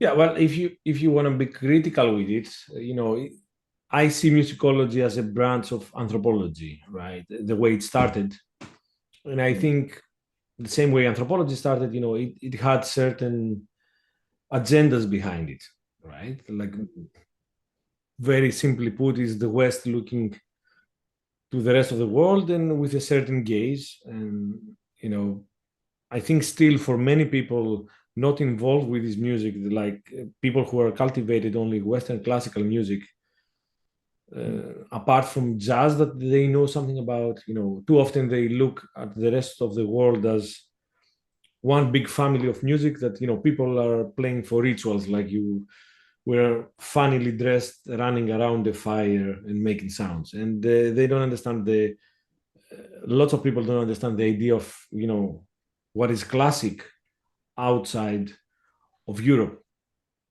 Yeah. Many people came through musicology to break that as well, doing research, having a genuine curiosity and going there to investigate stuff. We have, like in our field, the last years, like what is it? I don't know how many years, maybe 30 years, people like, Owen Wright or Stubbs or Feldman, people that wrote articles and books about this music. And it's great. they open the world. However, the thing that I think was missing until very recently is musicians being in a position to talk about it. And I'm talking about the stage, like outside of their lessons, because we all learn from great teachers. But most of these teachers, they didn't have the possibility of being in conferences and stuff. There is a nice example, even from the videos that you have from Tanrico Rur, right? The 10 videos in Boston. So there is the Yeah. Fahreddin Timeli, Murat Salim Tokats. I don't remember who else is there, but only Tanrico Rur speaks, and the others are just playing examples, right? And this has happened Yeah. to other people. It has happened to Kutsi, to other people, that someone invites them to talk about them, and they are only the tape recorder. Okay, now you play, now you stop. And I think with practice-based research and with the opportunity of having PhDs that are not built only on text, this has been changing. And so you have people now that can be the same person that performs and explains. Again, Negar is an example that comes to mind, right? Yeah. Can both play and explain and contextualize and everything. And I think we need that. We need to go away from something that is more disconnected from the music practice and talks about music practice. Mhm. I'm sure there will be people that want to follow the path of musicology because that's their curiosity and stuff. And I don't think it should stop, but I'm happy that now practice music base can coexist next to it, right? That can bring the balance between the context, the framework, what has happened, the historical research, but also the performance of it, right? Or the creativity of in composing, things like that. Marina Yeah. Lyodu, she's done her PhD on that, like how the connection with the oud as a performer reacts to her being a composer, etc. So there is a lot of reading, there is a lot of writing, but there is a lot of playing as well, which is not, it Yeah. shouldn't be a problem, right? So in general, I think that our music genre, like if you talk about Makam theory and how it has been developed the last 100 years since the Cairo conference, right? Yeah. I think it has brought more problems rather than solutions. So I think the transformation of this music theory coming to the score, to staff notation, and being contextualized by people that had nothing to do with this music is more of a problem than a solution, right? And I think that the way theory was developed since the Cairo conference and the pursuit of the holy grail of this music is what is the right division is the wrong focus, right? I don't think that any mathematical system that was presented there makes sense, right? I think all of them were based on the mathematics of the Pythagorean theory, which we don't need to follow. And I don't think that the way the theory is written is helping anyone to play this music. So if the question is, should theory be there to support music making? I think in that level we're failing. If it is an abstract mathematical model that we want, to dedicate ourselves, for some philosophical reasons, so be it. Do whatever you want with theory. But the difference I see, for instance, with jazz theory or traditional harmony in the West and our theories is that if you learn what they're saying, you can play, you can do what they're saying. If you read our theory and you try to play, you are more confused than if you haven't heard what the theory says. So I hope again that with more people coming into practice-based research and musico-practical versus musico-logical or musico-theoretical approaches, we can bridge again the gap or rethink of theory or reshape theory to at least make a model or models that are more useful to people rather than mystified difficult text that you cannot understand it now, but in 20 years, if you focus a lot and you play a lot, you might understand what it is. I think we should not. I'm making a caricature now. Secret based. Sorry? Secret based. Yeah, I mean, because sometimes we are hiding the things that we cannot really easily explain under mysticism, and I don't think this is serving the music either. So Yeah, I mean, this applies to the Dasga system that we discussed with Nagar on the same matter, or any other culture we have. We have the same problem. So the question, Dr. Mihalis, is what needs to be done to maybe replace whatever we call theory today? Whatever we mentioned, or maybe the modern theory that came in the early 20th century for Ariel and the group. it's a good question, because I think some of the problems we are dealing with now um, developed as problems, although the intentions were good. Like if you spoke Yeah, with Negar on Das Gain about Radif and what the Radif has done as well, right? And I think that yeah. the idea behind it was not bad. Like let's Mm. register the melodies. Let's have the melodies registered. So we have a basis of melodies to talk or to have people learn these melodies as practical material. And in my understanding, this has become now the framework. Everybody learns these melodies and then repeats these melodies. And that's the problem of having something good happened and then have the followers of that person, of that teacher, creating a new sect, right? which Yeah, which we see everywhere. I mean, it happens to. It's very easy to get into that line of thinking when you study with someone also, to think that the mm, way this person is teaching you is the right way, right? And this is yes. our lineage is the right lineage, is the way that Ney should be played, or the way that Yalitambur should be played. Mm, I don't know how we're going to solve that or better that, to improve it, if you will. But I think that at least the fact that the discussion is open and people like Negar, right?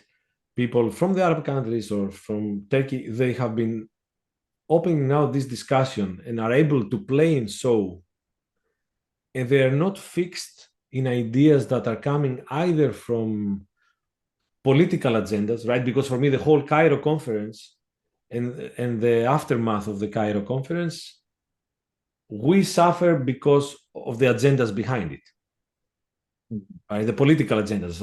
If you think that the Cairo conference came after the dismantling of the Ottoman Empire and music was part of the creation of national identity, right? yeah, I don't think that music was in the focus of the discussion. I think other reasons were there. Uh, if we can get away from that, if we can get away from ideas of accurate measurements as well, right? Because you have systems now that have been dividing the scale so much that a small fluctuation because of temperature or something will move you to another comma. So I don't understand the reason of trying to nail something that is actually not happening, right? mm, And I think that yes, in the beginning of the 21st century, there were many fellows, especially from Turkey, working on mathematical models. There is actually even a conference with a book printed called Problems and Solutions, on Makam theory, something like that. Great minds thinking mathematically about it. And sometimes if you read the papers, you think, well, the idea is great, but if you had asked a musician, they would just tell you why this is happening. So uh, I hope that by getting together, talking about it, bringing different ideas, working groups together, and thinking just musically, what do we need? Like forget the where we come. Do we need to protect our Greek music or Iranian music or Saudi Arabian music, whatever? And you think, okay, what is the core of this music and why do we need to preserve it? Or to yeah. improve the way we present it, then we'll find solutions. I don't know what those will be, but certainly, But we have tools today. We have a lot of yeah, tools, a lot of successful analytical and practical things that we have seen. And we see how open and free the community of Labyrinth or other places as like Code Arts, for example, These attempts are really very useful. And I have seen many other people having very original ideas, practical ideas, really. Exactly. Yeah, I think, again, what you said about Labyrinth and maybe Codarts and other satellites is important because, mm, these have become meeting points, right? And we need that. We need people to come together. We had Negar teaching during COVID, giving some lectures, and we had other friends, Ahmad Al Khatib or Bassem Al Khoury, other people coming in, talking.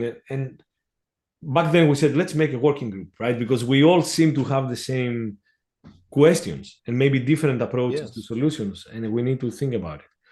And now Mm, technology allows us also to do that from distance. Why not? I think one of our challenges as a community is to overcome this very traditional also way of learning, and then feeling the need to protect our own lineage, right? yeah, uh, I found it that, talking with people like the ones I mentioned or others from Greece, from other places, whenever we have the chance to talk, and somehow this is just an opportunity, like someone created an opportunity for us to sit down and talk, always great ideas come to mind and great discussions take place. But there are still sects, like you come from this teacher, I come from that, and blah, blah, blah. We just need to break the ice in a way, you know, yes. uh, not compare like what happened from this maestro and that maestro and the third maestro. Like break the ice, have people come together, think, see different possibilities, right? And I always like to remind people of what happened in Istanbul for centuries, where it was a cooking pot for many cultures that produced all this repertoire and all these ideas and so on, before we came to a frozen framework, exactly, right? Now, exactly, what's happening in these new satellites, you call them, the new areas, this is the new Istanbul, where people hopefully, come from well, everywhere.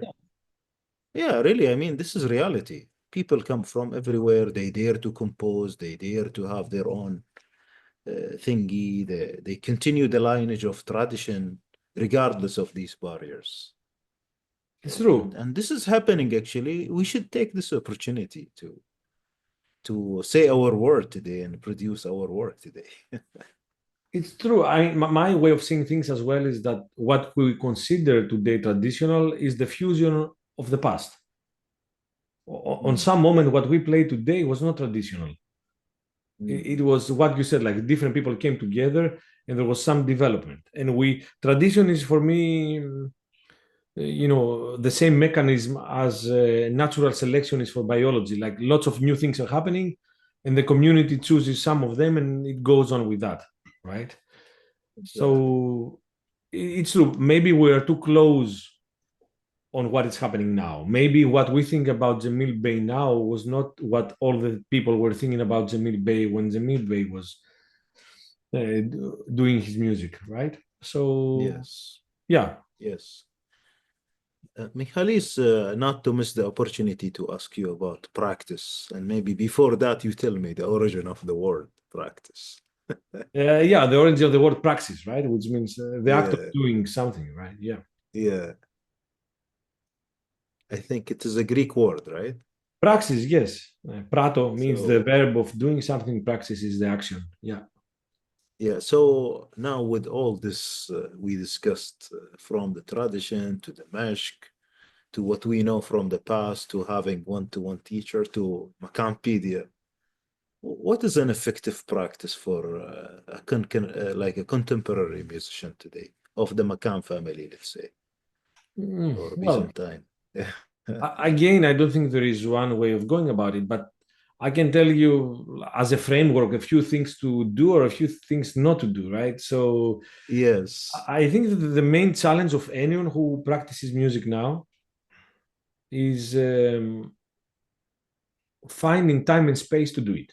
So in that Mm, sense, I guess if you see what's happening with students nowadays, mm, it's very difficult to practice music, right, or to practice anything for that sense, when you have a phone, a tablet, and a computer next to you, right? I mean, the distractions are too many. Uh, I'm still from a generation that was lucky in that sense. Like when I was 15 years old, we didn't even have a landline phone in the house. It came a year later. And the alarm for me to stop practicing was my father saying, "Okay, I'm going to sleep. If you continue playing, I'm going to break it." So that was a clear that's a clear signal. Okay, now you have to stop. And but it was not like I had the possibility of playing PlayStation or watching YouTube or doing something else. So that was also my entertainment, and it was very rewarding. I think music has this this framework that in order to be rewarding, you need to pass a certain threshold, right? Because things are difficult. You have to repeat. Some things don't sound good. You get frustrated. You need to develop muscles. You need to develop emotional intelligence, everything. And then when you cross a border, it starts giving you stuff, right? At least that's how it worked with me. The problem now is that you don't have enough time to cross that threshold. So you stay only on the level of frustration because you play a few minutes, then something else, you have to do something else, or some message will pop up on your phone, etc. I think that, if you somehow are curious about music or you get some interest about it, etc., you need to find ways to give yourself time and space, like quietness, no distractions, and go with it. Now, from that's a good starting point. From that starting Yes. point, find a teacher who you click with, like finding a teacher uh, and giving the time to the teacher as well to do that, because the teacher can be only as good as the student is another necessary condition, right? People now I see also changing very quickly, right? And I'm not talking about someone who is on my age or 30 and you go for master class and stuff, but when you are on the building of your whole musical universe, you need guidance. Yes. And I doubt, that by changing every week or every month or even every year a teacher, you're going to get somewhere. Like, again, as we said, it's a human relationship, right, that needs to develop. Yes. Yes. Uh, it's very easy to stop now. It's very easy to feel unhappy with a teacher, to feel frustrated with a teacher, to feel to get into this kind of personal, this insecurity and blah blah blah. And then it's very easy now to change a person for another person.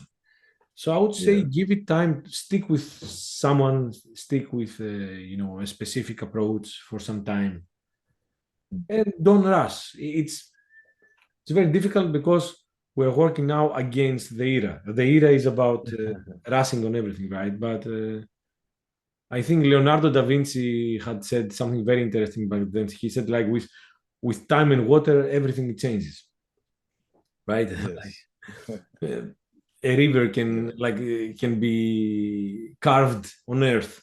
Yes. So you need time and pressure in that sense, or time and like effort Yes. to get some pleasure out of music. Then when it comes to tools, if you are a student now, I think you are of music, I think you're very lucky. Like you have tools to slow down music, to listen to music in a different way than you would listen before, to change a piece and put it on your tuning, to practice with it, over it. You have free tools for transcribing music. You have tools for visualizing music, right? To help yourself understand music through another sense. You have infinite videos on YouTube playing from people playing, or the whole music is on your hand with applications. Um, I'm sure you can relate to my uh, Yes.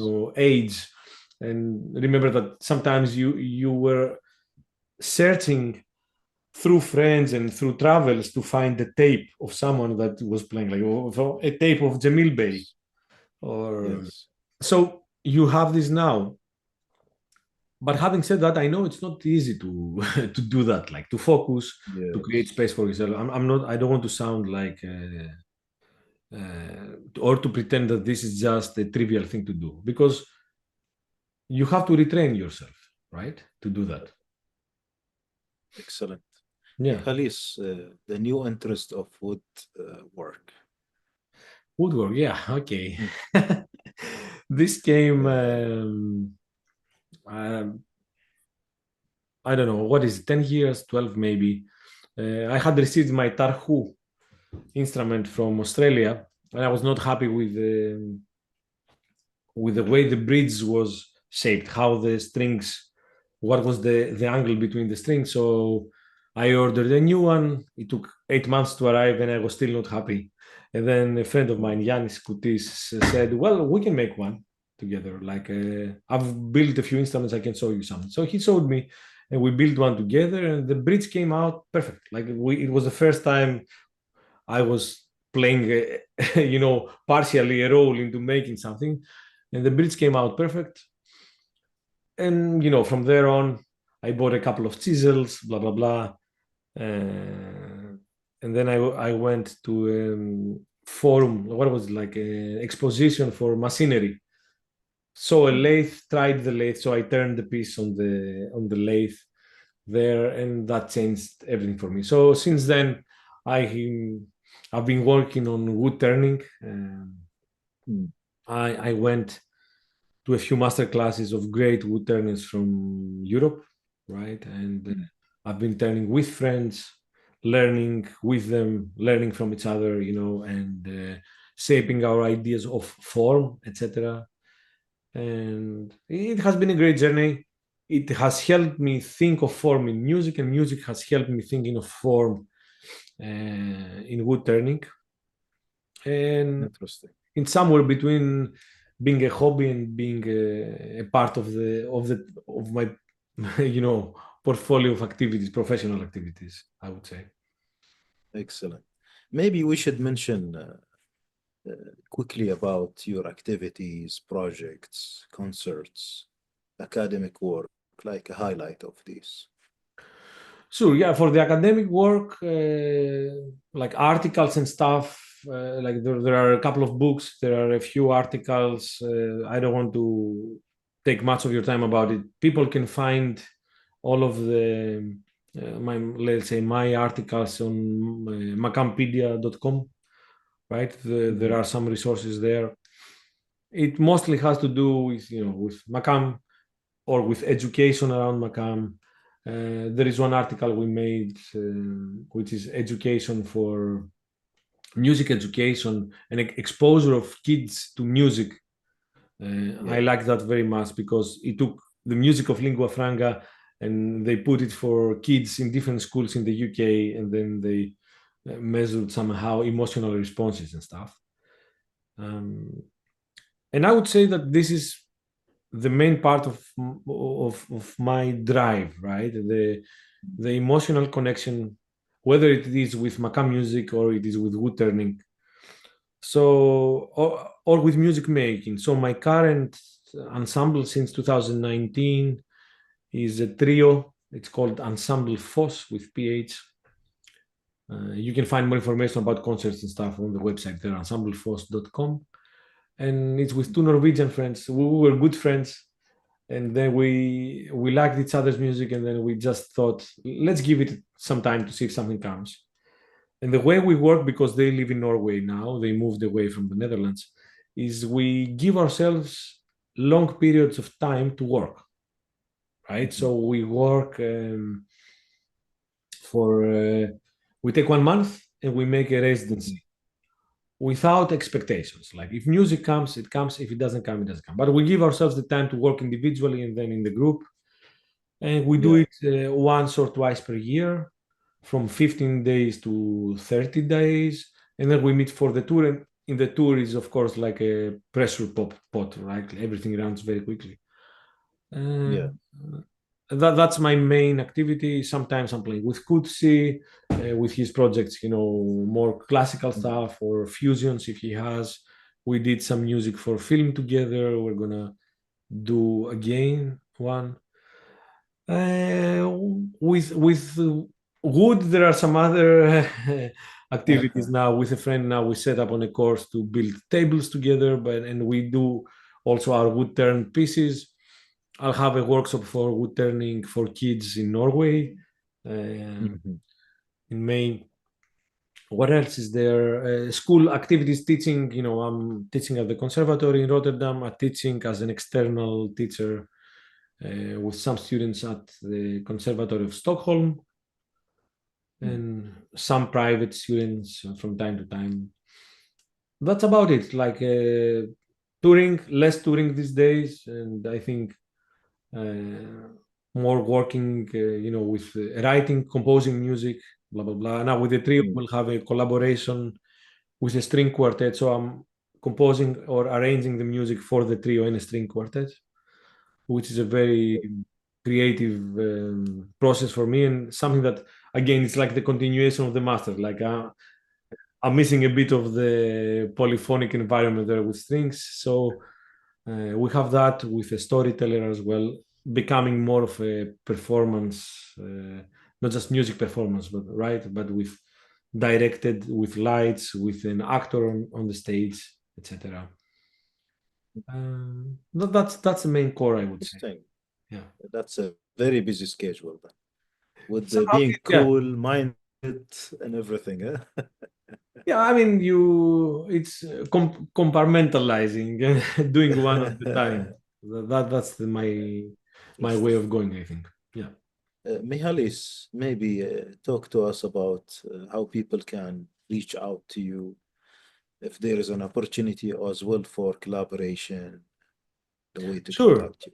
Yeah, through Makampedia, like there are the links there both for social media that I'm not really active as I should on writing there, but there is the email address there from makampedia.com. I will respond, and people can write there. Sometimes I'm responding to people writing on YouTube as well, but I'm not following every comment on YouTube. So Yeah, that's a process. I have my personal website, which is down at the moment, but it will be up on a couple of days. So that's yeah. michalischolevas.com, just my name with CH, Michalis, and with CH Cholevas. People Mm. can find me there. So Mhm. on social media as well, in Facebook and stuff, people in Instagram will find me. So feel free to write there, and we'll get it. Wonderful. We'll start. We'll start there. Yeah. Mihalis, this is not an enough time to really explore into all the things that we discussed previously or the things I know about you. So maybe let's call it first interview. It was really a great time to discuss all what we have discussed so far. But I would like you to maybe conclude with something at the end of this interview from your end. No, I'll just thank you for the Mhm. invitation, and I want to thank you also for the work you are doing, bringing people to talk about Makam. I've been watching some of your videos, right, and even the long ones. I think one of the longer ones I saw was with Negar, and these are all fountains of information. I'm suggesting to other people as well, to all of my students, to go and check your library of videos. It's great that you started this process, and I'm very happy I had the chance to be part of it, to contribute if possible, but also to enjoy watching the rest of the of the videos you had there. So Yeah, great job. Thanks for having me, and I'm sure we will meet again. yeah.